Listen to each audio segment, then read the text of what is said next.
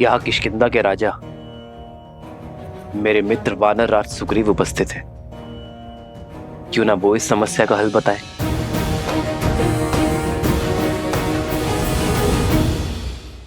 वही सत्य, इन ब्राह्मणों का कोई दोष नहीं। ना आप असत्य कह रहे हैं, ना आपने कोई अपराध किया है, ना हमारे वैद्यराज का कहना गलत है। प्रभु, अगर कोई गलत नहीं है तो ये कलेश क्यों? इसका समाधान क्या है प्रभु? शास्त्रों के अनुसार यज्ञ में स्वयं गिरी लकड़ियों का ही उपयोग करने का निर्देश है, इसलिए ब्राह्मण निर्दोष है। किंतु ब्राह्मणों के लिए न्याय वनवासियों के अन्याय का कारण बना, और वनवासियों का अन्याय वैद्यराज के अन्याय का कारण। वनवासियों की आजीविका का साधन उनसे छिन गया, उनका जीवन चक्र हिल गया। ऐसे में उन्हें पुनः सशक्त करने का दायित्व किसका है? भूल समझ में आ गई प्रभु, यह समाज का कार्य है। यज्ञ के उपयोग में मिलने वाली सुविधा का मूल्य देना हमारा धर्म है, और इसीलिए वनवासियों को नई कुल्हाड़ियां हम देंगे।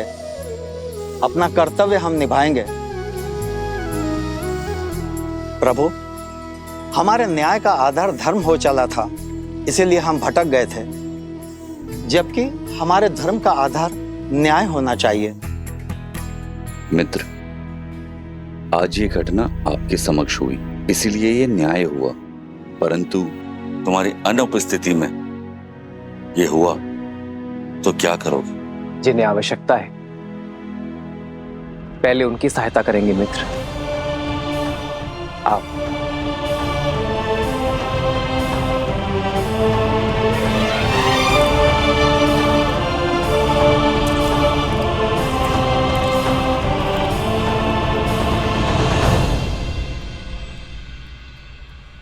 प्रभु, प्रणाम वैद्य जी। क्या मैं आपकी कुछ सहायता कर सकता हूँ? श्री राम श्री राम श्री राम श्री राम श्री रामचंद्र कृपालु भजो मन हरण भव भय दारुणं नव कंज लोचन कंज मुख कर कंज पद कंजारुणम्।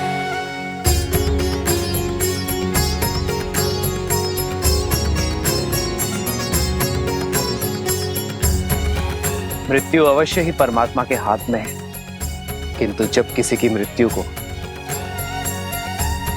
अंतिम क्षण तक टालने के लिए पूरा परिवार अपितु पूरा समाज जुट जाए, तब बनता है सच्चा और आदर्श राज्य। जब किसी के दुख के क्षण में ना कोई ऊंच नीच, ना कोई जात पात का विचार आए, वो कहलाता है स्वराज्य। जब राजा अपनी प्रजा के लिए उससे अधिक कर जाए, जिसमें वो सक्षम है, तब बनता है स्वराज्य।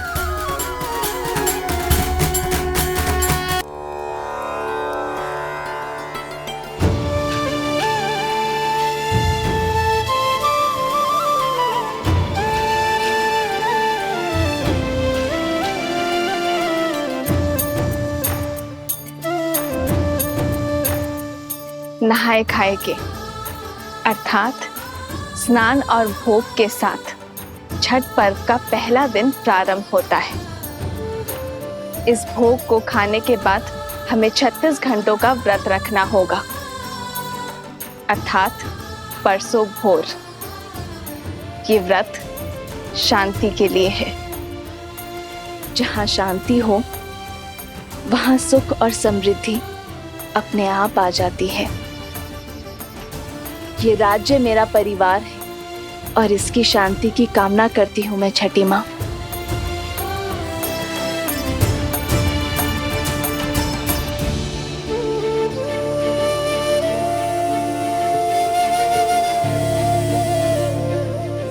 वहां प्रभु श्री राम और यहाँ माता सीता संसार को जीवन जीने का पाठ सिखा रहे हैं। इतने से समय में इतना कुछ सीखकर मैं तो धन्य हो गया।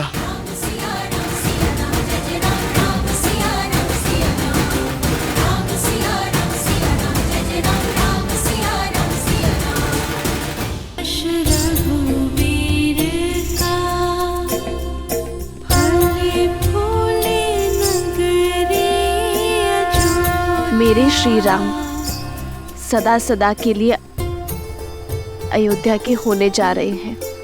राज्याभिषेक के इस शुभ दिन पर उन्हें आशीर्वाद दीजिएगा छठी मैया। पीर का पावना पड़े पीर का सुत हो रघुवंश के खेवैया तेजस्वी सूर्य सा तेजस्वी सूर्य सा करना दया इतनी मैया यश बढ़े रघुवीर का यश बढ़े रघुवीर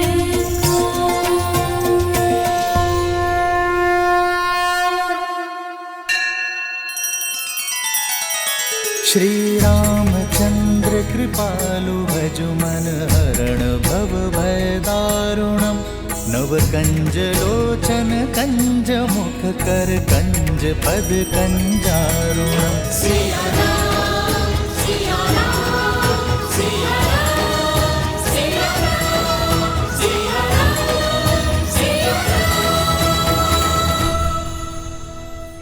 आओ राम, तुम्हारे लिए कलेवा परोस दिया है, तुम्हारा प्रिय दही भात और राजभोग सब है, ग्रहण करो।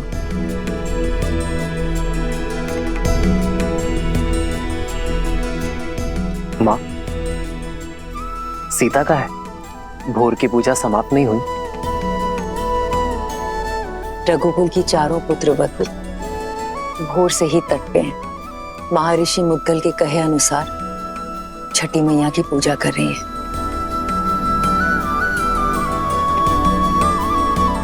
कल तुम्हारा राज्याभिषेक है राम। कल के पश्चात बहुत से कर्तव्य, बहुत से दायित्व निभाने हैं तुम्हें। ऐसे में तुम्हारी अर्धांगिनी, तुम्हारी सीता, तुम्हारी शक्ति में भक्ति का बल डालने का प्रयास कर रही है।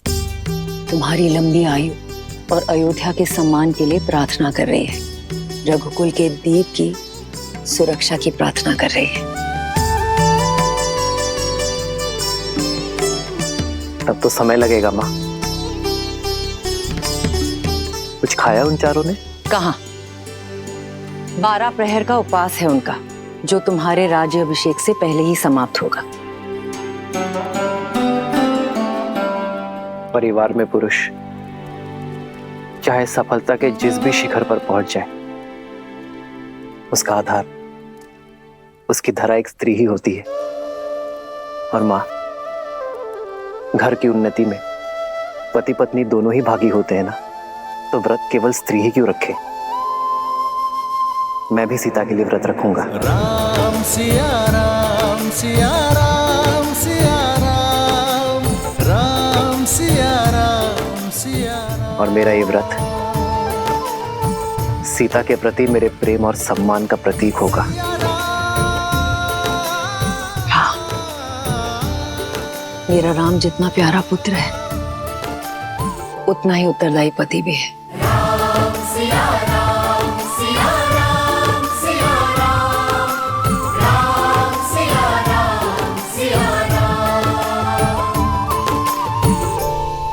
प्रणाम ऋषिवर। कल सुबह सूर्य की पहली किरण के साथ ही श्री राम का राज्याभिषेक होगा और श्री राम जैसा धर्मात्मा राजा पाकर ये धरा धन्य हो जाएगी।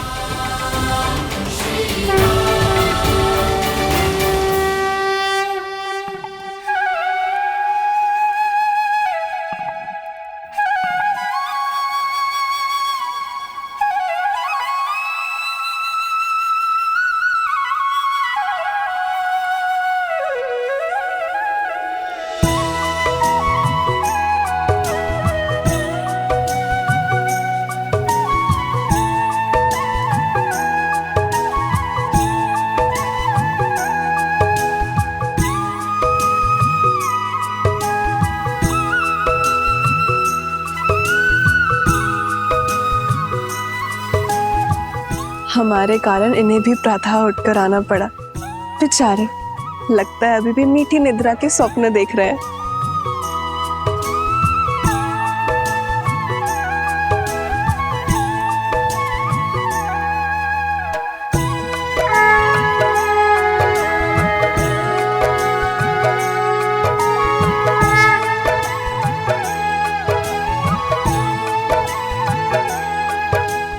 तो छठी माँ की पूजा हम अपने बच्चों के लिए रखते हैं ताकि उनका जीवन सरल हो और कोई परेशानी ना हो।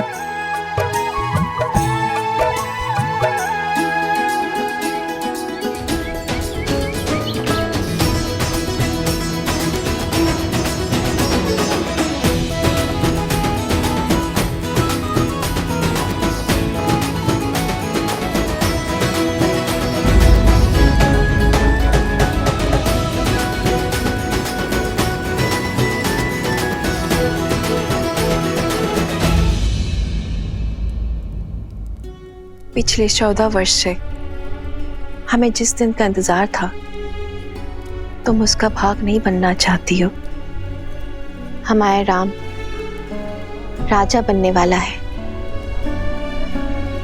चलो कैकेयी, ये समय बीती बातों का शोक मनाने का नहीं, आने वाली घड़ी के सुख में रंगने का है। आपको मुझ पर क्रोध नहीं आता? इस समय भी आप मुझे अपना दोषी नहीं मानती?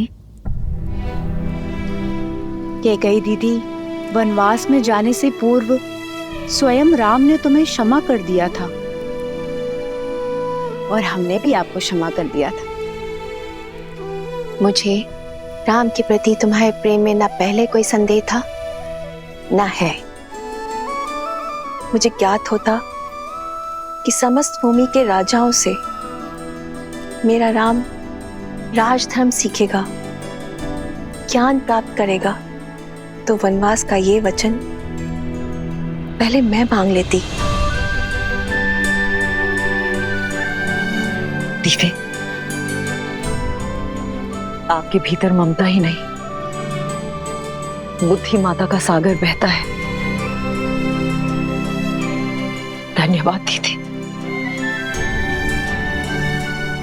तो दीदी, तनिक आप भी इस ज्ञान की गंगा में गोता लगा लीजिए। भूल का भार छोड़िए और पुत्र के राज अभिषेक में चलिए। सियावर रामचंद्र की, सियावर रामचंद्र की, सियावर रामचंद्र की, सियावर रामचंद्र की।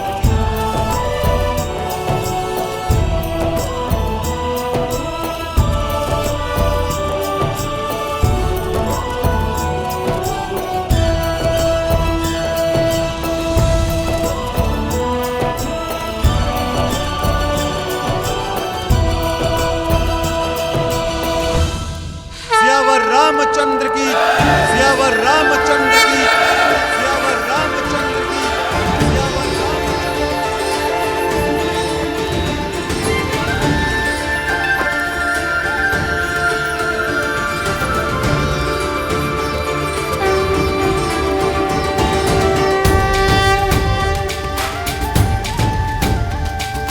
श्री रामचंद्र कृपालु भजु मन हरण भव भय दारुणम। श्री रामचंद्र कृपालु भजु मन हरण भव भय दारुणम। नव कंज लोचन कंज मुख कर कंज पद कंजारुणम। और हम राजगुरु वशिष्ठ के आने तक अयोध्या को तनिक और प्रतीक्षा करनी होगी। तब तक आप माताओं का आशीर्वाद ले लीजिए। आइए। अमित छवि नव नीला नीरज सुंदरम। पटपीत मानहु दड़ित रुचि सुचि नौमि जनक सुतावरम। श्री राम श्री राम, राम राम श्री राम, श्री राम श्री राम,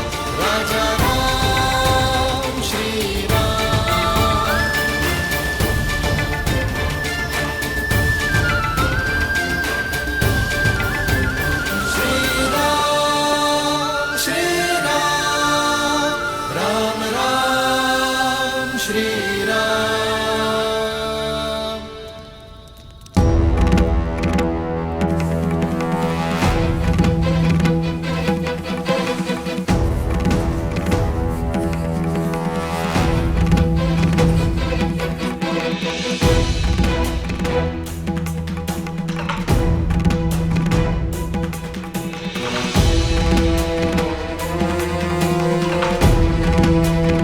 महर्षि पराशर, नक्षत्रों से उलझने के लिए अभी बहुत समय है।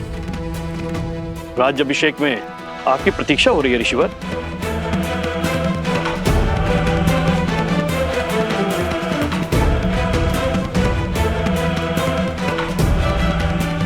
आप इतने गंभीर क्यों हैं ऋषिवर? क्योंकि ग्रहों के संकेत ठीक नहीं है। जब किसी के भाग्य में राहु की छाया पड़ जाती है तो असुरी माया कोई ना कोई कष्ट जरूर देके जाती है। मुझे राम पर विश्वास है।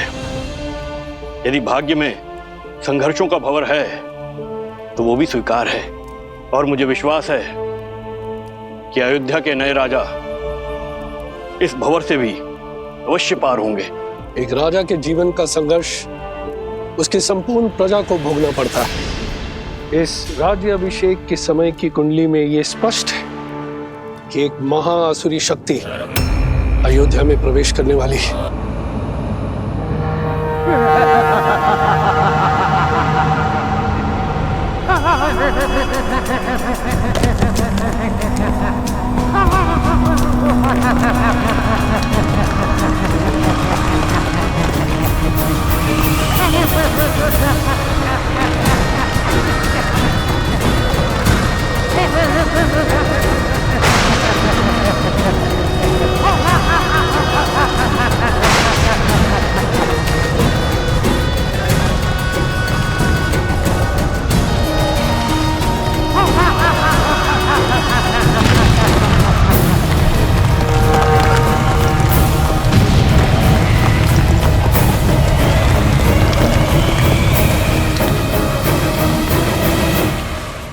देवता सदा अयोध्या के आगे ढाल बनकर खड़े होते आए हैं ऋषिवर। यदि कोई आसुरी शक्ति राम राज्य में प्रवेश करने की चेष्टा भी करेगी तो उसका सामना धर्म की शक्ति से होगा। आप आइए और राम को आशीर्वाद दीजिए। शुभ घड़ी में कुछ ही समय शेष है। आशा करता हूं कि इस बार भी आपके विश्वास की जय हो।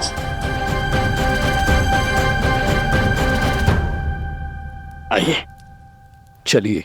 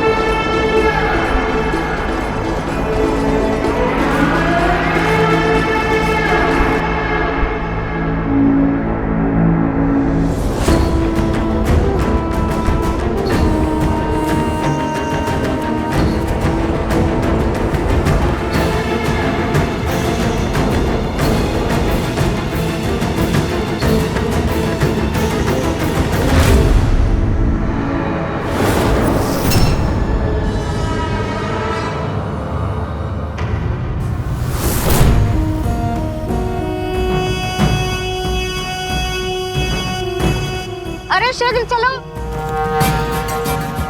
आज अभिषेक का समय हो गया है।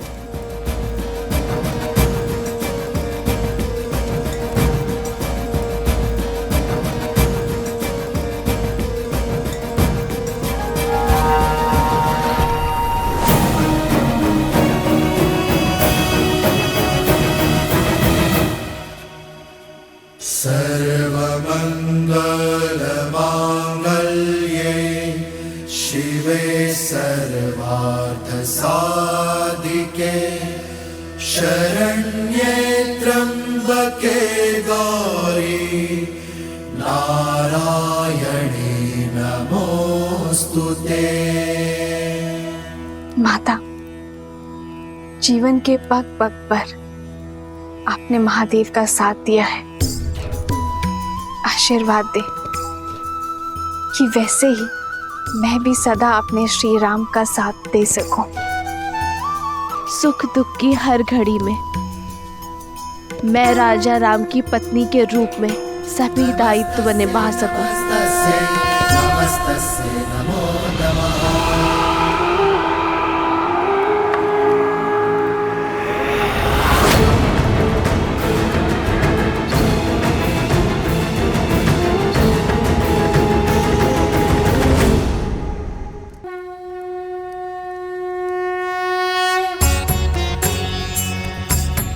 राज्याभिषेक न केवल एक रीति है, बल्कि होने वाले राजा के पवित्र उत्तरदायित्वों के लिए पवित्र प्रारंभ है। रीति अनुसार मंगल बेला में सर्वप्रथम श्री रामचंद्र जी की देह को तेल विविध औषधियों के मर्दन से शुद्ध किया जाएगा।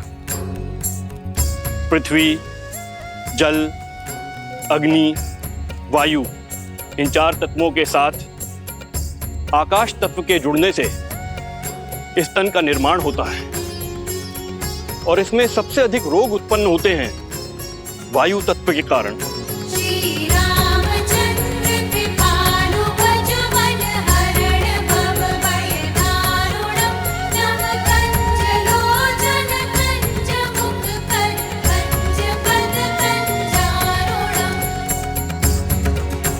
वायु न केवल चलने या कार्य करने की शक्ति है, बल्कि मन में उत्पन्न होने वाले विचारों की अभिव्यक्ति भी है।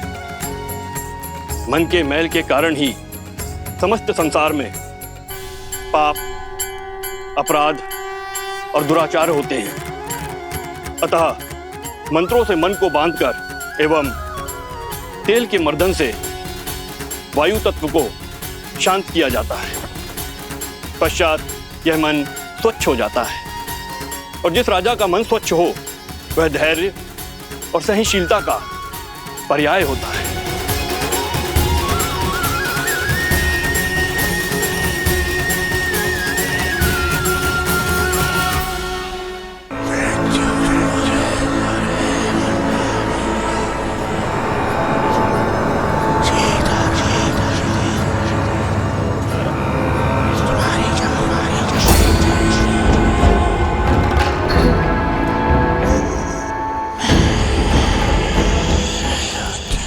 ना जाने कौन बड़बड़ाया जा रहा है, कानों में विचित्र स्वर आ रहा है, ना ही कुछ समझ में आ रहा है और ना ही कोई दिखाई दे रहा है। जाने कौन है जो पूजा भी नहीं करने दे रहा है।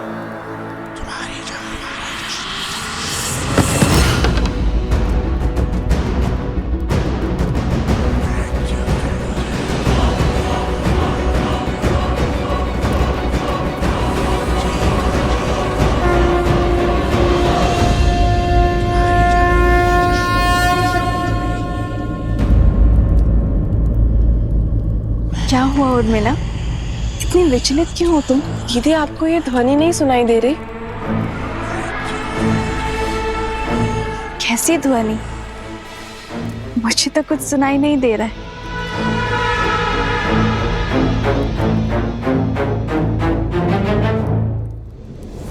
क्या ऐसे मेरी शक्ति, मेरी उपस्थिति का आभास तक नहीं है? क्या कोई हो सकता है इस संसार में जो सहस्त्रमुख रावण की शक्तियों से प्रभावित ही न हो?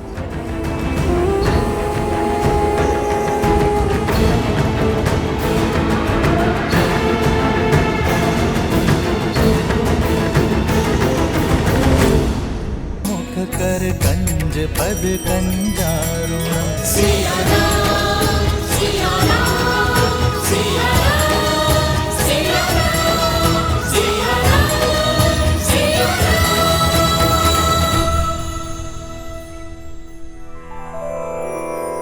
श्री गुरु चरण सरोज रज निज मनु मुकुरु सुधारी बरनउँ रघुबर बिमल जसु जो दायक फल चारि। यही तेल प्रभु श्री राम को स्पर्श करके आया है, मेरे तन और मन को स्थिरता दे सकता है। समझ रहे हैं भरत भैया? सब समझ में आ रहा है लक्ष्मण। इनकी पग की पीड़ा, इनके तन की अस्थिरता, सब बहाने हैं हनुमान के। सत्य तो ये है कि भैया के तन को स्पर्श करके आया हुआ तेल भी हनुमान के लिए प्रसाद है, पावन है। सच में हनुमान की भक्ति अनुपम है। पर ये तो कम है, अभी तो और अभिषेक होंगे। भैया को माटी भी लगाई जाएगी। क्या हनुमान वो भी अपने तन में मल लेंगे? कहीं यह विचित्र दृश्य ना प्रस्तुत हो जाए। उचित कह रहे हो शत्रुघ्न। भ्राताओ, बहुत बड़ी भूल हो गई हमसे। सीता भाभी माँ के साथ ही रखना चाहिए था हनुमान को। अब और न जाने क्या क्या खेल दिखाएंगे ये। भरत भैया, जो पहले ना हो सका वो अब भी तो हो सकता है। अर्थात?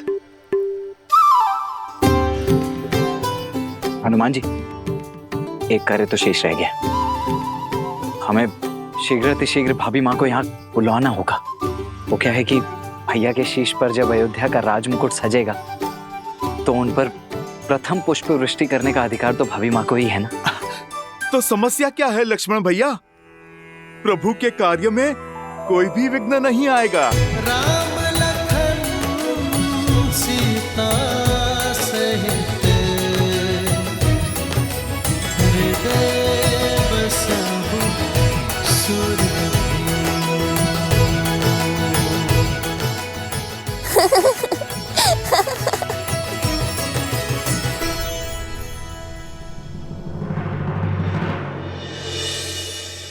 क्या हुआ देवी?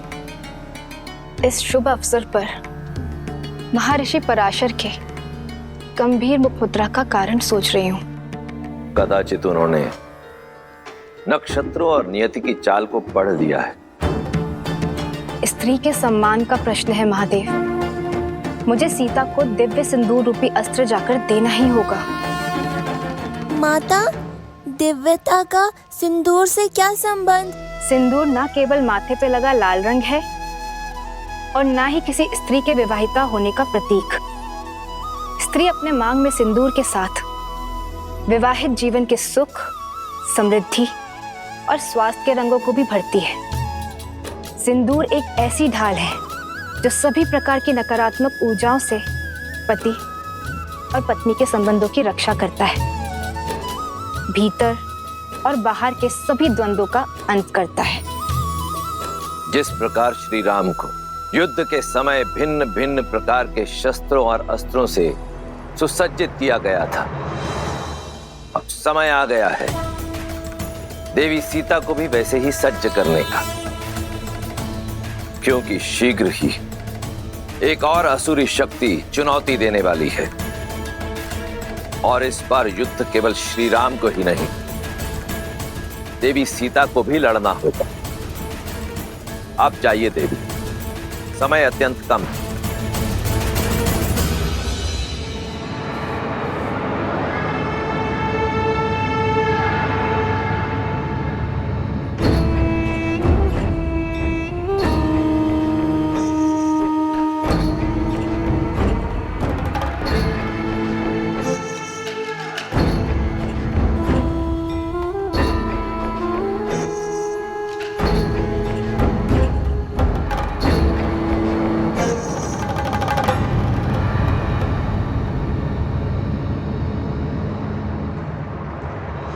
अद्भुत, अप्रतिम है ये सुंदरी।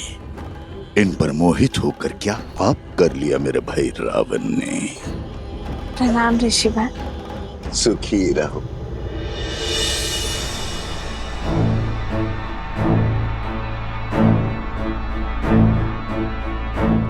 तुम्हारी सखिया कुछ विचलित लग रही है। हाँ ऋषिवर, इन्हें कुछ विचित्र स्वर सुनाई दे रहा है, किंतु मुझे कोई अनुभव नहीं हो रहा। अद्भुत। ब्रह्मांड में निरंतर अनेक ध्वनियां गूंजती रहती हैं। शब्दों और विचारों की तरंगे उठती रहती है। दुर्भाग्य होता है उन लोगों का जो उसे सुन नहीं पाते। कोई बात नहीं,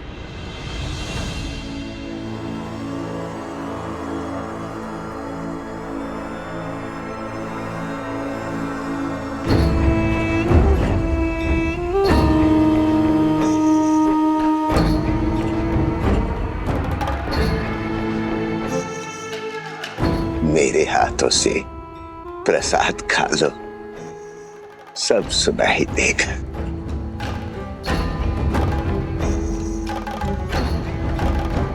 लो।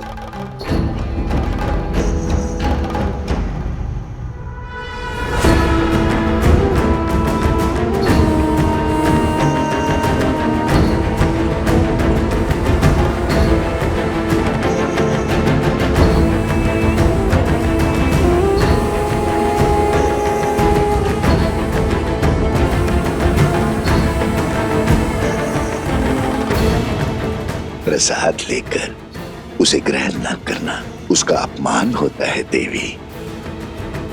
ग्रहण करो।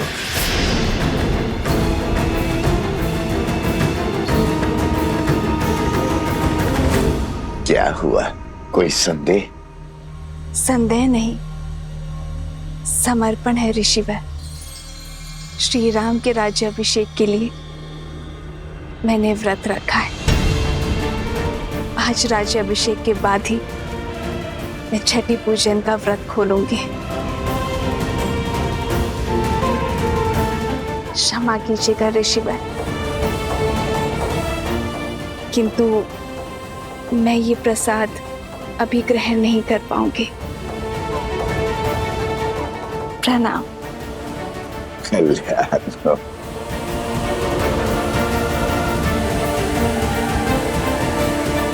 कल्याण हो।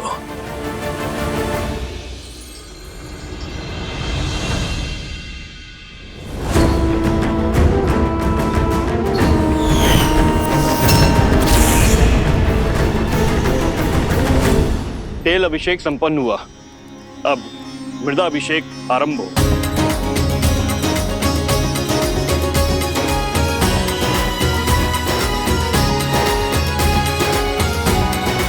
पर्वत पर देवताओं का वास होता है, इसीलिए पर्वत शिखर की माटी को राजा के मस्तिष्क पर लगाने से राजा की बुद्धि भी देवताओं की भांति तीव्र और दयालु होती है।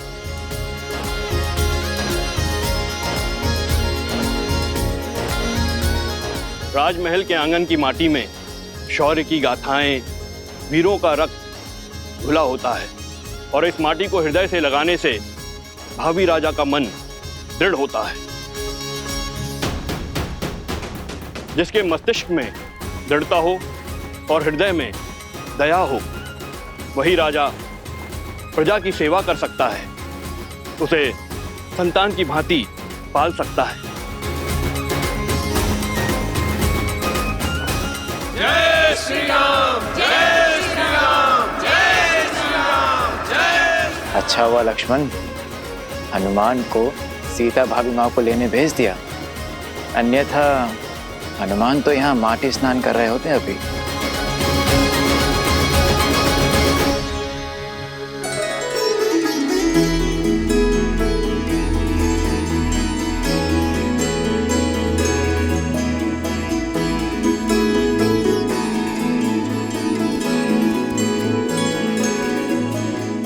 कहाँ है मैया? उन्हें तो शीघ्र प्रभु के पास लेकर जाना है।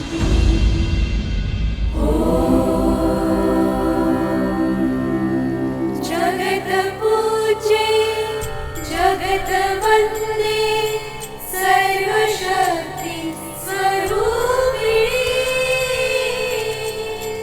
पार्वती देवे नमः।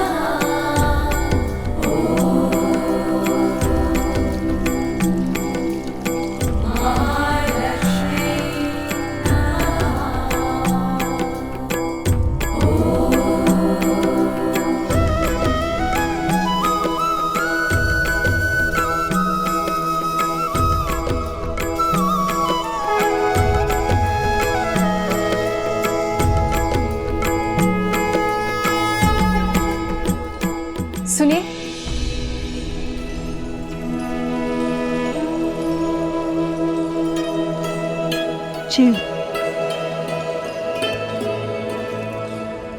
ये आपके लिए है देवी।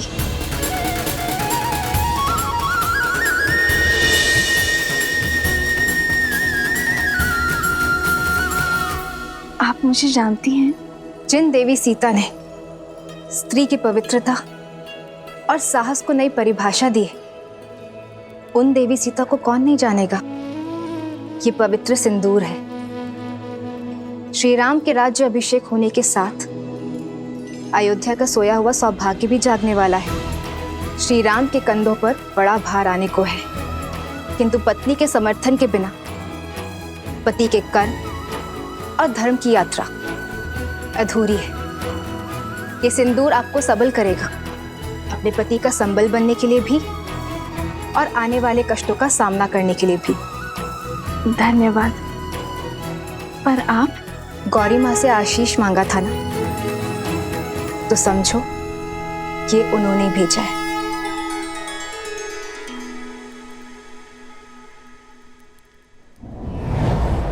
सर्वमंगल मांगल्ये शिवे सर्वार्थ साधिके शरण्ये त्र्यंबके गौरी नारायणी नमोस्तुते नारायणी नमोस्तुते।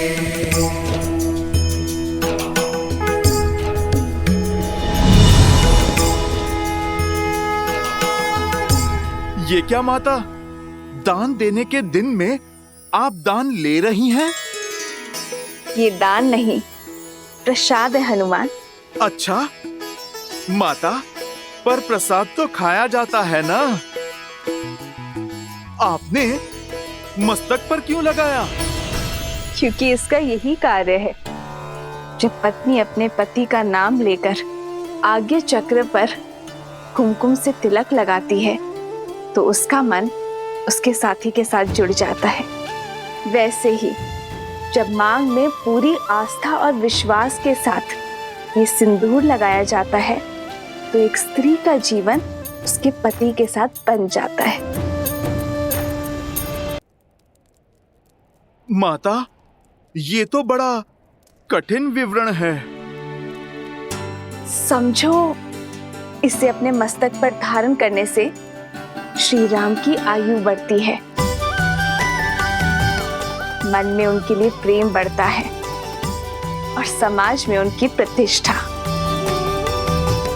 क्योंकि मेरे मन में केवल श्री राम है।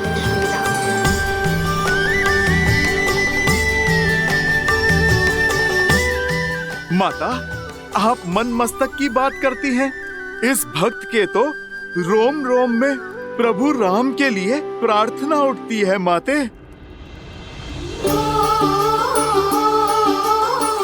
किंतु यदि मैंने अपने पूरे शरीर पर ये सिंदूर का लेप लगाया, तो ये समाज मेरे पति का उपहास उड़ाएगा, मेरे प्रेम पर हंसेगा।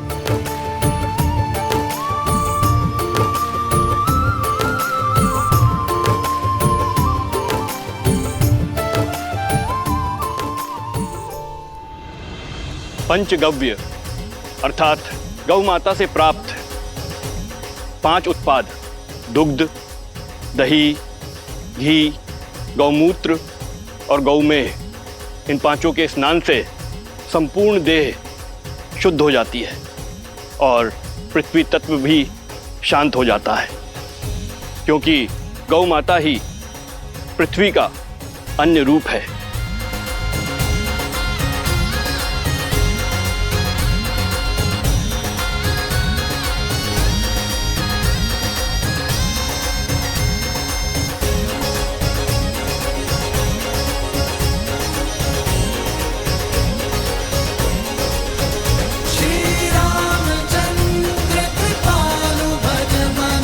हरण भव भय दारुणं नव कंजरो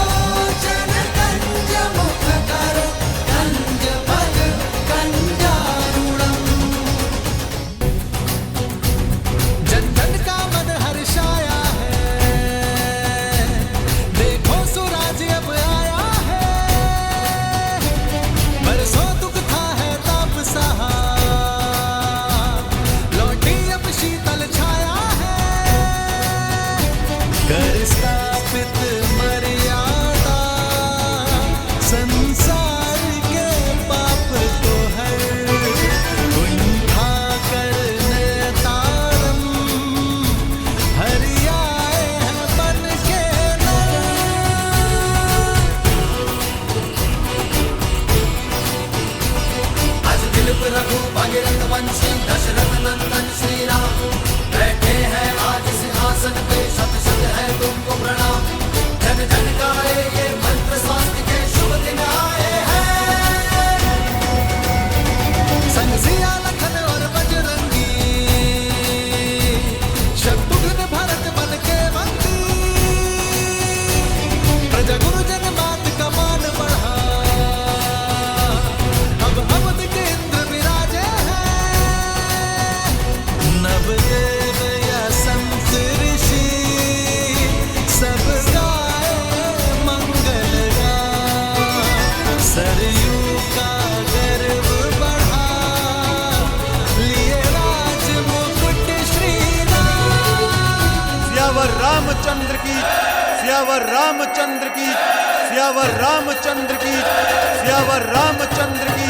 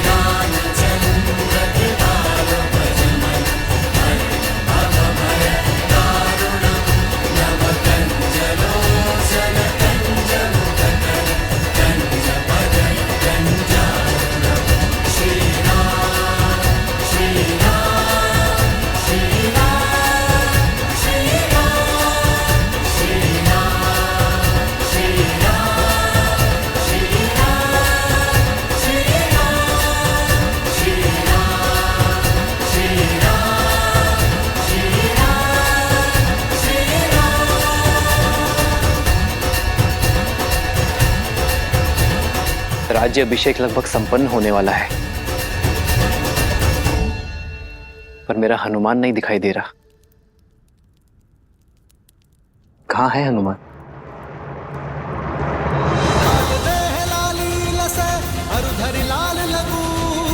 वज्र देह दानव तलत, जय जय जय कपीसुर हनुमान।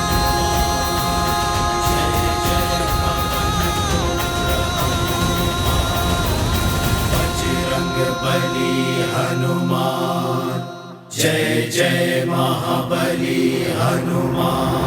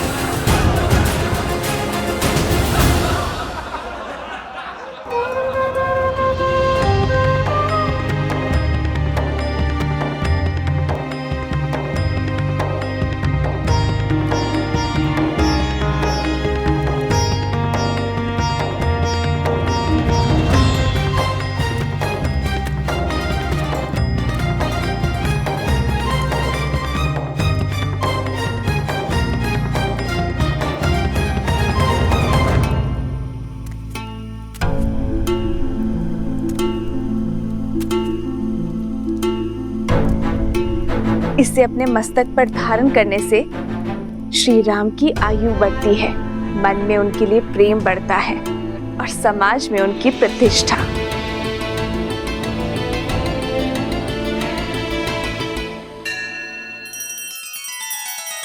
श्री रामचंद्र कृपालु भजु मन हरण भव भय दारुणम, नव कंज लोचन कंज मुख कर कंज पद कंजारुणम। सिया राम, सिया राम, सिया राम, सिया राम, सिया राम, सिया राम। माता, आप चिंता ना कीजिए। ना मुझे किसी के ठाठ से अंतर पड़ता है और ना ही उपहास से। मेरे लिए मेरे प्रभु का जीवन, उनका सम्मान, उनका मुझसे प्रेम महत्व रखता है। माता, आपने तो मुझे अनोखा मार्ग दिखा दिया। आपके मस्तक पे एक चुटकी सिंदूर लगाने से मेरे प्रभु का सम्मान इतना बढ़ गया। तो माता, आप सोचिए, मेरे प्रभु का सम्मान और प्रभु का मुझसे प्रेम अब कितना बढ़ेगा। क्योंकि माता, मैंने तो अपने रोम रोम को सिंदूर के रंग से रंग लिया है। मैंने तो अपनी पूंछ का भी एक छोटा सा भाग भी नहीं छोड़ा। तो माता, आप बताइए ना, इस लाल देह से मेरे प्रभु का जीवन और कितना बढ़ेगा।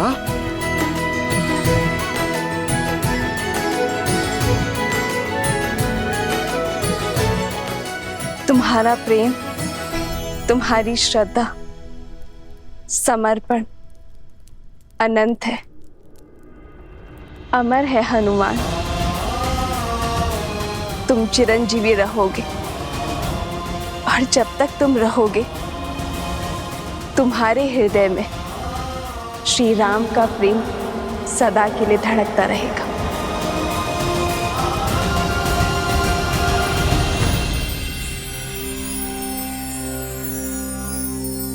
श्री गुरु चरण सरोज रज,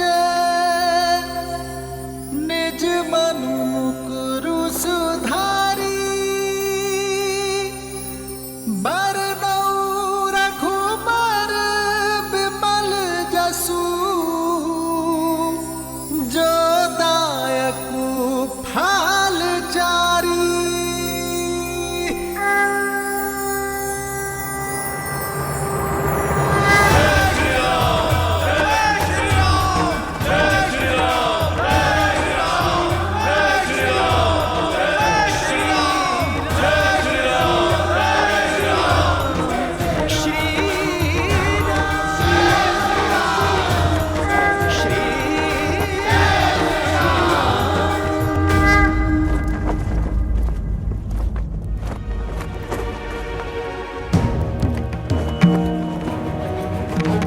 इस राज्य अभिषेक के समय की कुंडली में यह स्पष्ट है कि एक महाआसुरी शक्ति अयोध्या में प्रवेश करने वाली है।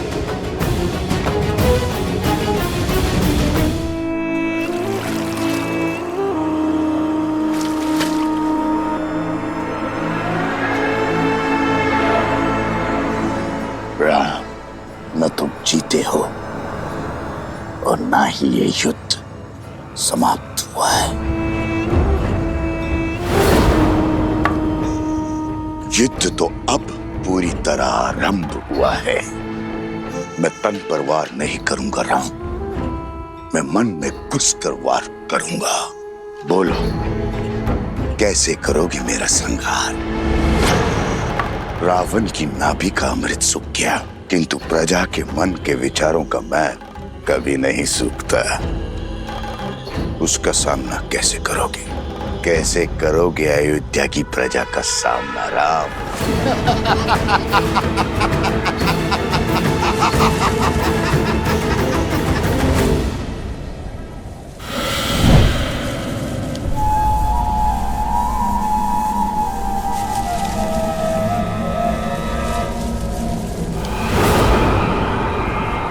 भूल हो गई मुझसे, जो आपसे सहायता की आस कर बैठी मैं, आपके द्वार पर प्रतिशोध की भिक्षा मांग बैठी मैं। अपने हाथ पे हाथ धरे देखते रहे और वहां राक्षस राज्य का अंत करने वाला वो राम, उसका राज्य अभिषेक हो गया। पराजय है ये आपकी।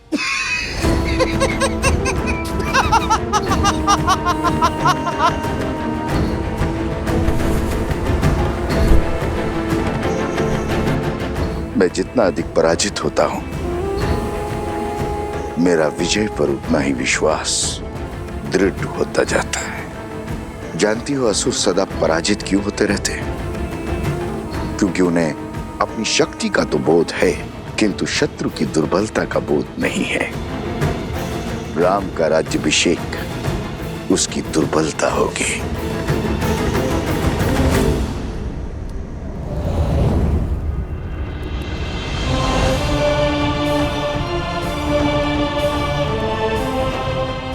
प्रणाम आचार्य। प्रणाम महर्षि। राज्य अभिषेक की कोटि कोटि बधाई हो अयोध्यापति, किंतु हर बधाई के साथ एक चुनौती जुड़ी होती। आपने पापियों का संहार तो किया, आपका नहीं। दशानन को मारा, मगर उसकी सोच को नहीं। आपकी सोच एक ऐसा छलिया है जो बार बार स्वरूप बदलकर सामने आता और प्रहार करता। मैं वार करूंगा तो राम प्रतिकार करेगा। मैं युद्ध में विश्वास नहीं रखता। मैं 1000 छोटे छोटे घाव में विश्वास रखता हूं, और वो घाव मैं उसे नहीं दूंगा, उसके अपने देंगे। और जब घाव अपने देंगे तो लाचार होगा और पीड़ा भी अधिक होगी। अर्थात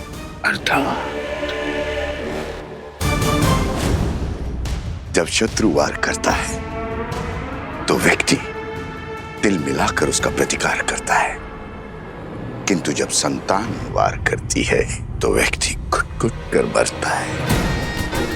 अयोध्या की प्रजा को संतान मानता है ना राम। अब यही प्रजा उस पर वार करेगी। जिसने रावण से लंका का युद्ध जीत लिया, वो अयोध्या की प्रजा से युद्ध नहीं कर पाएगा। अब उस पर उसकी प्रजा से प्रहार करवाऊंगा। अयोध्या के भीतर एक युद्ध होगा जिसे अयोध्या हार जाएगी। अयोध्या की प्रजा के मन में इतना विष घोल दूंगा, इसे राम तो क्या महादेव भी नहीं काट पाएंगे। रावण महान शिव भक्त था, ज्ञान का सागर था, किंतु वो राक्षस सुमाली की राक्षसी वृत्तियों से जन्मा था। राक्षस सुमाली के अन्य पुत्र भी हैं श्री राम, जिनमें न रावण सा तप है और न ही ज्ञान है, तो केवल कुटिलता। क्षमा करें महर्षि, अयोध्या के उत्तर की ओर भरत भैया है, पूर्व की ओर लक्ष्मण भैया और पश्चिम की ओर मैं, और दक्षिण की ओर हनुमान जी हैं। हम 4 बलशाली अयोध्या के द्वारपाल हैं।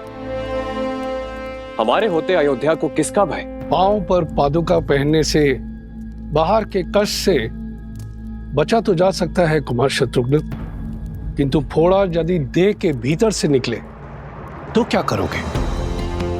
जब अग्नि घर के भीतर ही लगी हो तो द्वार बंद करने से कोई लाभ नहीं होगा।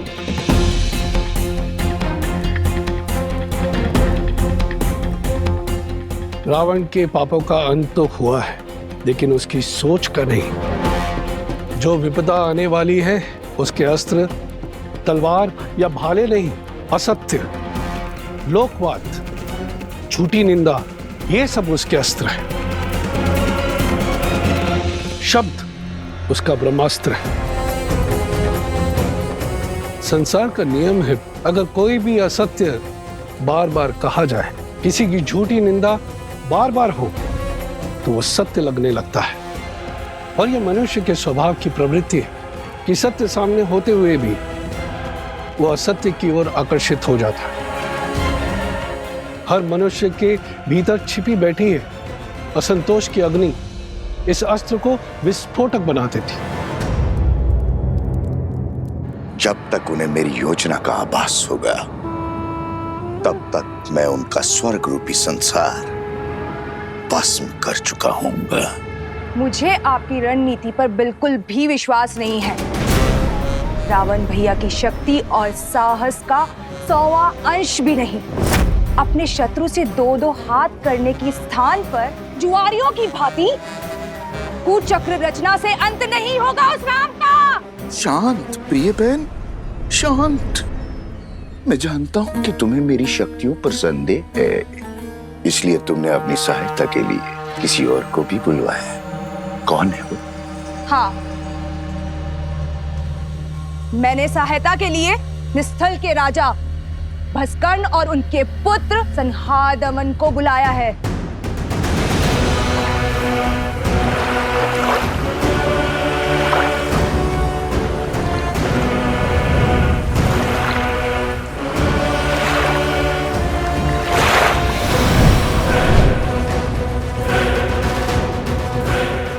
ये महाअसुर भस्कर्ण के सैनिक हैं।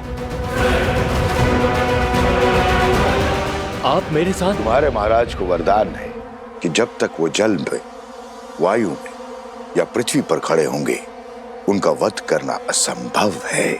हाँ।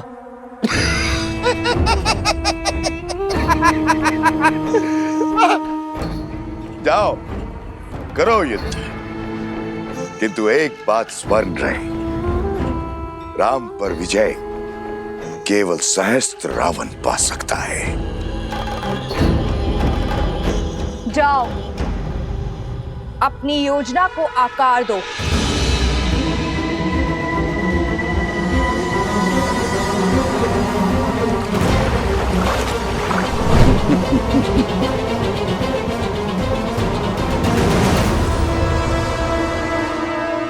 शूर्पणखा, सच है क्या और भ्रम क्या है, ये प्रश्न सदा से अमर खड़ा है।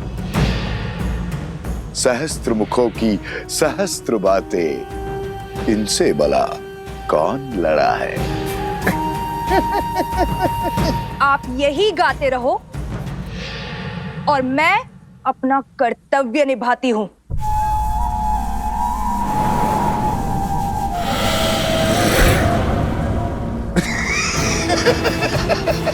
राम राज्य पर अनिष्ट की छाया तक नहीं आएगी महर्षि।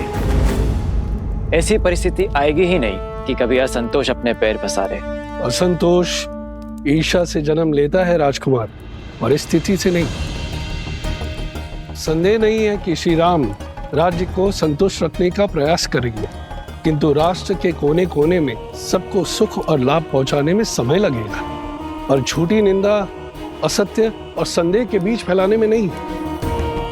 संदेह मन के किसी कोने में छिपकर घास के तिनकों की भांति तनिक सी निंदा से पोषित होकर बढ़ता रहता है और हमारी अनुमति के बिना हमारी मति भ्रष्ट करता रहता है, और यही सहस्त्र रावण की शक्ति है।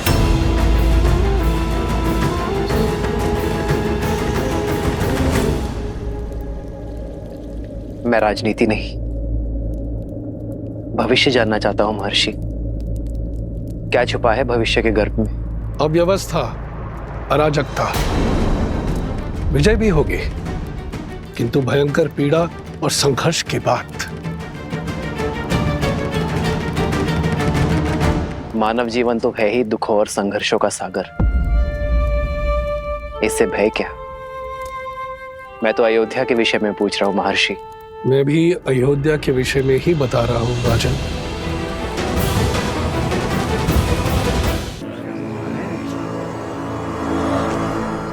भैया सुना है श्री राम ने सागर पर सेतु बनाया था, असंभव को संभव कर दिखाया था। देवी देवताओं की विशेष कृपा है हमारे महाराज के ऊपर।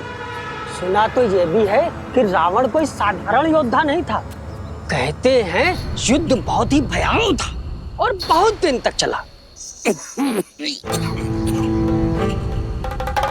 जंगल में मोर नाचा, किसने देखा? न मोर न युद्ध। अच्छा, तुम कहना चाहते हो श्री राम ने रावण को नहीं मारा? न सेतु बांधा न युद्ध हुआ। नहीं नहीं भैया, मैंने ऐसा कब कहा? अरे हुआ होगा युद्ध, पर ऐसा नहीं जैसा सब बता रहे हैं।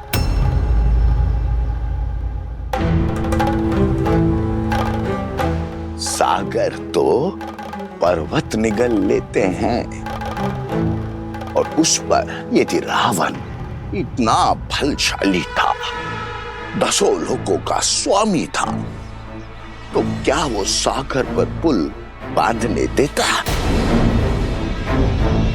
कदापि नहीं। तो क्या हमारे राघव असत्य कह रहे हैं? राम राम राम, ऐसा मैंने कब कहा भैया? अरे श्री राम गए होंगे लंका और रावण को ललकारा होगा और रावण भी आ गया होगा रणभूमि में और श्री राम ने एक बाण से उसका वध कर दिया होगा। बस।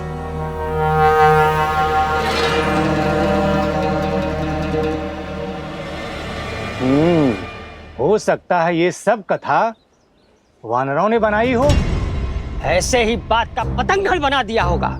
सत्य वचन भैया, सत्य वचन। ये कहानी अवश्य वानरों ने बड़ी बनाई है। श्री राम तो रघुकुल वंशज है। सोचा होगा श्री राम की यश की गंगा में हाथ धो लेते हैं।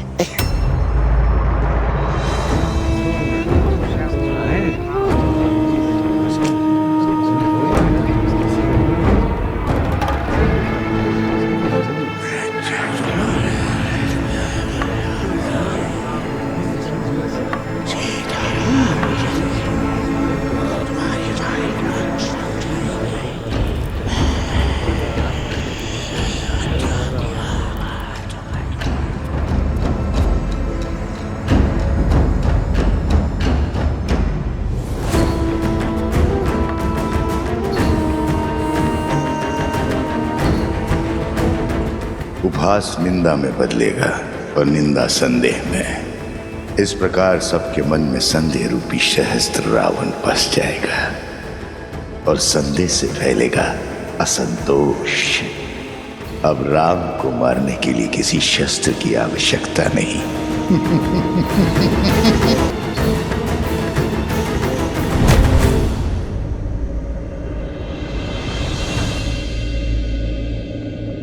अरे क्या हुआ? तुम सब इतने विचलित क्यों हो? राज्य में विचित्र सी बातें फैल रही हैं कि हम युद्ध की अनुचित कथाएं बता रहे हैं, असत्य कह रहे हैं। आप ही बताइए, हम प्रभु श्री राम के शौर्य का झूठा वृत्तांत क्यों सुनाएंगे? क्या आपकी वीरता कोई गाथा है? अर्थात पाप ने अपने पग पसारना आरंभ कर दिया है। कौन है जो इस असत्य का डंका बजा रहा है? मुझे उसे खोजना ही होगा।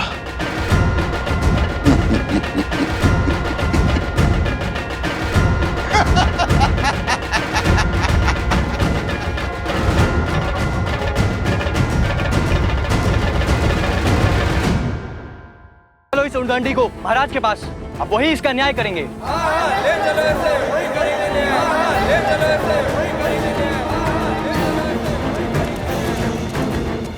इस आसुरी शक्ति की उलझन तो प्रभु ही सुलझाएंगे। जैसी आप सबकी इच्छा। चलो दिखाएंगे श्री राम को हनुमान का सत्य और इस बेचारे को भी। अरे ये कहां चला गया? प्राण किसे प्रिय नहीं है? जरूर वो दुखियारा भाग गया होगा। पर हनुमान को नहीं जाने देंगे। हाँ चलो, ले चलो। बहुत उत्पात मचा चुका है ये वानर, लेके चलो इसे राज्यसभा में। अब श्री राम ही इसका न्याय करेंगे। तो फिर विलंब किस बात का? चलो। महर्षि पराशर के कथन को गंभीरता से लेना होगा। हमें सावधान रहना होगा कि प्रजा को कोई त्रास, कोई असंतोष ना हो जाए।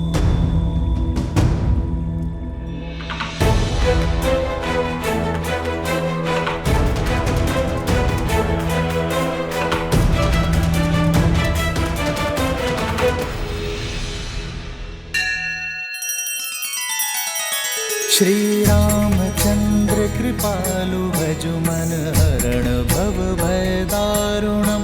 नव कंज लोचन कंज मुख कर कंज पद कंजारुणम।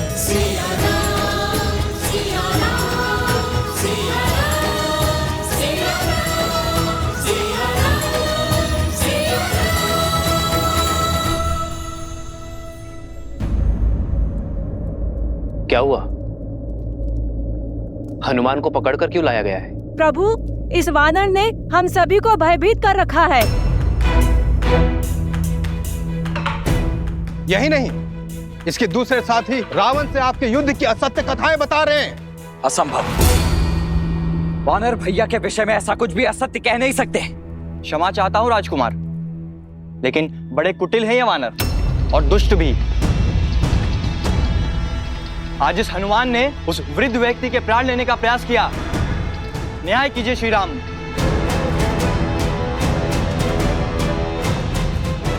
प्रभु मैं मौन।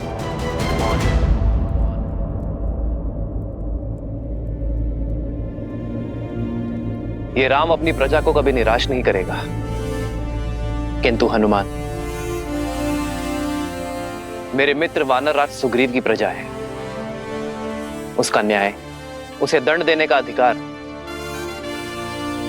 केवल मेरे मित्र वानरराज सुग्रीव को है। अयोध्या वासियों, वानरों की ओर से यदि किसी को भी असुविधा हुई हो तो मैं क्षमा चाहता हूं। मैं वचन देता हूं कि कोई भी वानर अयोध्या के किसी भी वासी को कोई क्षति नहीं पहुंचाएगा और हनुमान को किष्किंधा के नियमानुसार दंड दिया जाएगा। प्रणाम अयोध्यापति।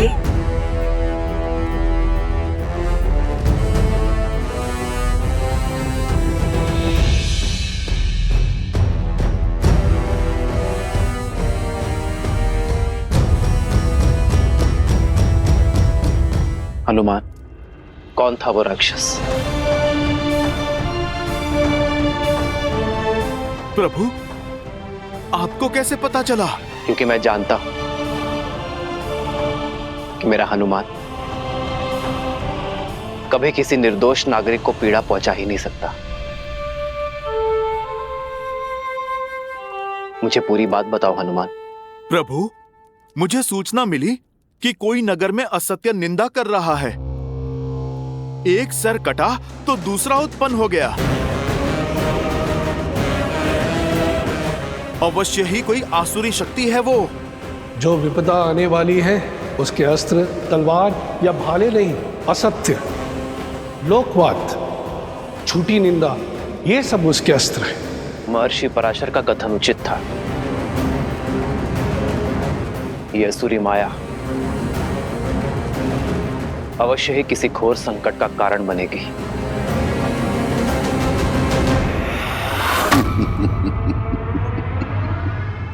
युद्ध तो अब आरंभ हुआ है राम भक्त हनुमान।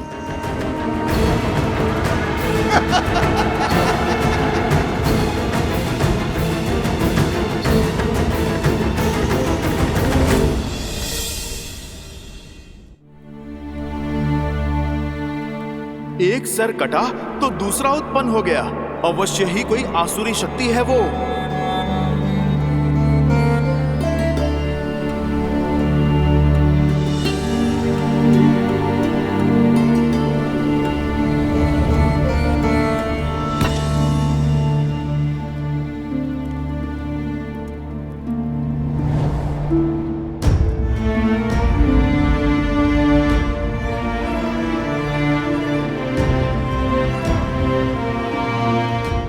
सब ठीक है ना आर्य? हर सुख दुख साथ निभाने का निर्णय लिया है ना हमने? चिंता नहीं चिंतन है सीते। राज्य अभिषेक की सौगात के साथ राज्य का दायित्व जो मिला,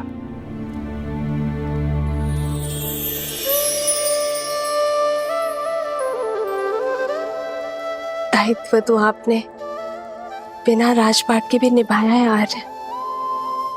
संसार के हित के लिए संघर्ष किया।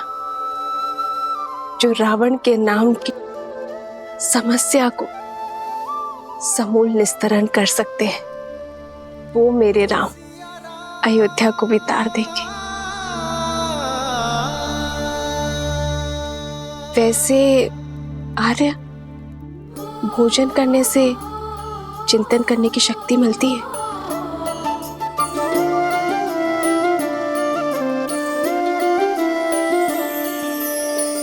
जन्म जन्म का है ये संगम, राम रतन सीता वैभव धन।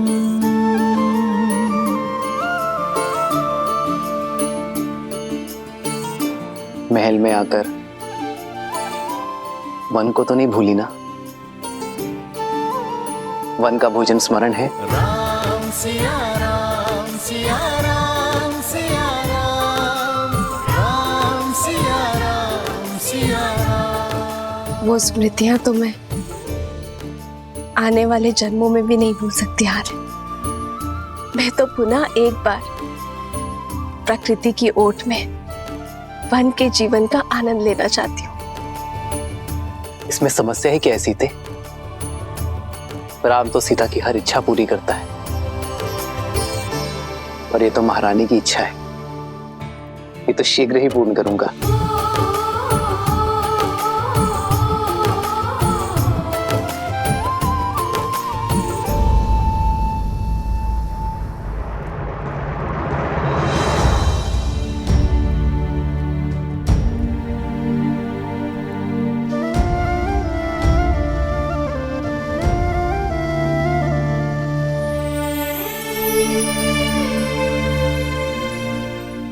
सीते, ये केसर भात तो बहुत ही स्वादिष्ट है। ये तुमने बनाया?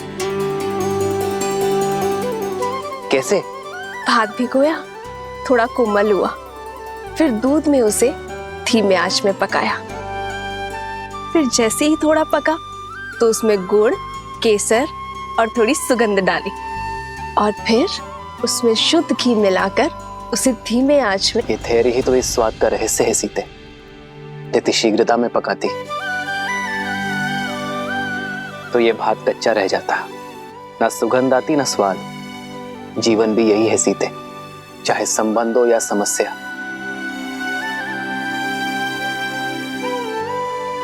समय की आज के साथ ही इसे समझा जाता है और सुलझाया भी जाता है। और यदि शीघ्रता दिखाई तो सुख और शांति नहीं, चिंता और दुख मिलेगी। स्पष्ट कहिए आर्य। मैं तुम्हें बातों में नहीं उलझा सकता सीते, और तुमसे असत्य भी नहीं कह सकता। इसलिए समय दो सीते, क्योंकि सत्य कहने का समय अभी आया नहीं। समस्या को जानने से पूर्व उसकी चर्चा करना उचित नहीं है।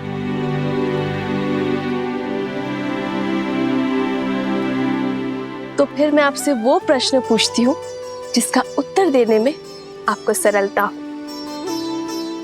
तो बताइए, महाभोज में हनुमान और वानर सेना के लिए क्या भोजन बनाऊं जिससे वो संतुष्ट हो? ये तो पहले से भी कठिन प्रश्न है सीते। इस प्रश्न का उत्तर ना नर दे सकते हैं ना नारायण, और चिंतन भी समय के साथ इसे सुलझा नहीं सकता।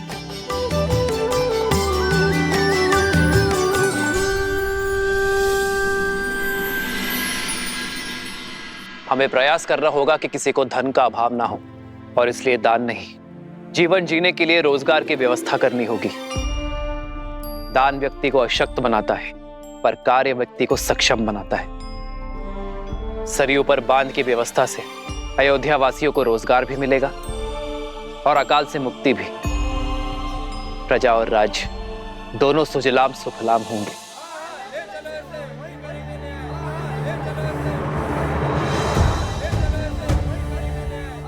ये कोलाहल कैसा? ऐसा प्रतीत होता है हमारी प्रजा है महाराज। मैं अभी सैनिकों को भेजकर शांत करवाता हूँ। राजा को शांत नहीं, संतुष्ट करना होता है सुमंत जी। प्रजा का सुख मुझ तक पहुंचे ना पहुंचे, उनका असंतोष अवश्य पहुंचना चाहिए। उन्हें भीतर बुलाइए। रक्षा करिए महाराज, रक्षा कीजिए, हमारी रक्षा कीजिए, रक्षा कीजिए, हमारी रक्षा कीजिए, रक्षा कीजिए महाराज, रक्षा कीजिए महाराज, रक्षा कीजिए महाराज। शांत हो जाइए। जो बात है निसंकोच कहिए, निर्भय होकर कहिए। हमारे प्राण संकट में है, रक्षा कीजिए महाराज, हमारी रक्षा कीजिए, हमारी रक्षा कीजिए। पश्चिम की ओर से राक्षसों ने हमारे ऊपर आक्रमण कर दिया और हमारे अनेकों भाइयों को उन्होंने मार डाला।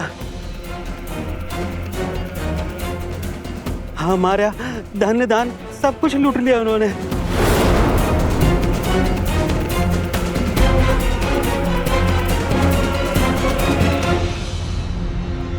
उठिए।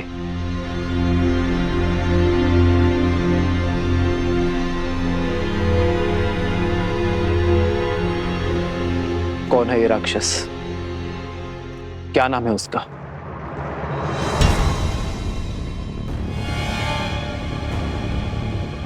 आप मौन क्यों हैं? भैया के प्रश्न का उत्तर दीजिए। उस दुष्ट राक्षस का नाम तो नहीं पता राजकुमार। मैं जानती हूँ उसका नाम।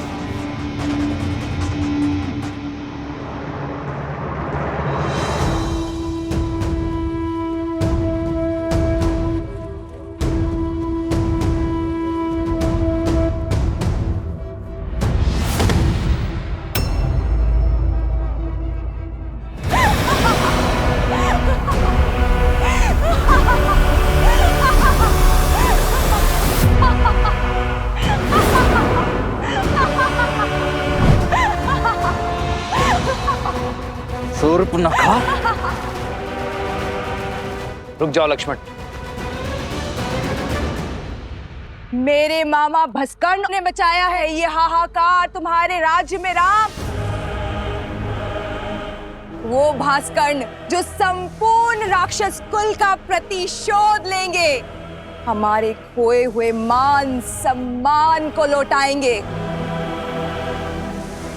है बल तो आओ और लड़ो उनसे, बचा लो अपनी इस अयोध्या को।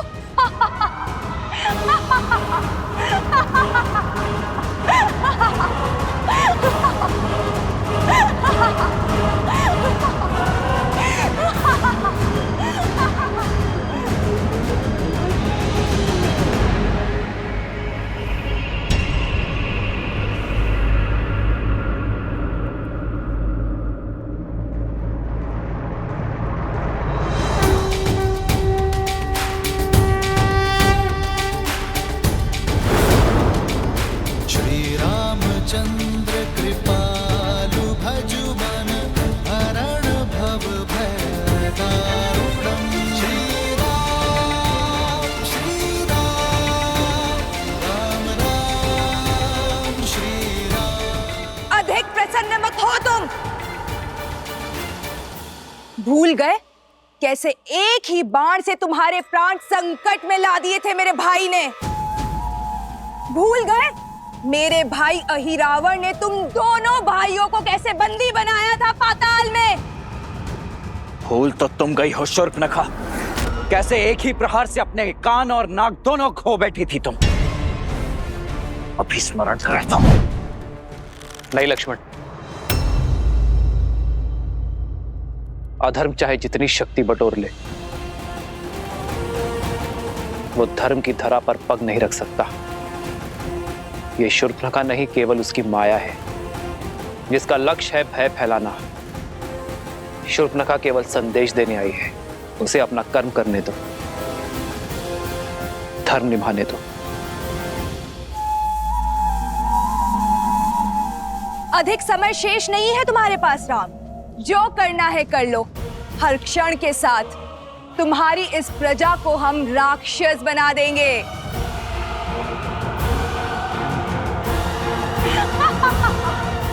तुम्हारा कार्य पूर्ण हुआ शूर्पणखा। तुम्हारा संदेश मुझे मिल गया है। अब इस वृद्धा की देह को छोड़ दो। और हां, रामराज्य में ना भय की छाया होगी और ना ही अवगुणों की माया।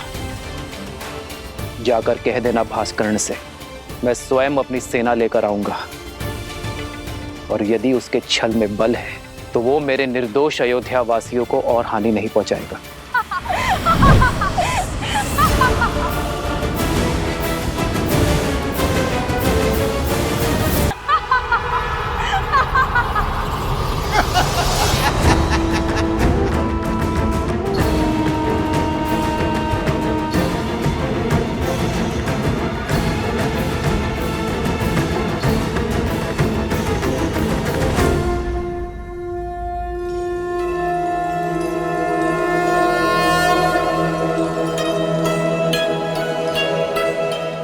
माता, आपने स्मरण किया